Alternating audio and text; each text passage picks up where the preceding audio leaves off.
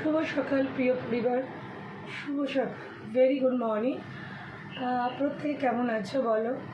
আশা করি প্রত্যেকে ভালো আছো, কারণ আজকে একটা ছুটির দিন। বাড়িতে সকলে আছে, তোমার বাড়ি, আমার বাড়ি, আমাদের প্রত্যেকের বাড়িতে সকলে আছে। তো আশা রাখবো যে আজকের দিনটা আমাদের খুব ভালো যাবে। বাড়িতে যেমন প্রিয়জন থাকলে ভালো যায়, এমনি প্রিয়জনরা যদি সবসময় মুখে দাঁড়িয়ে দাঁড়িয়ে এলোমেলো থাকে না, গায়ে পায়, তাহলে ভীষণ।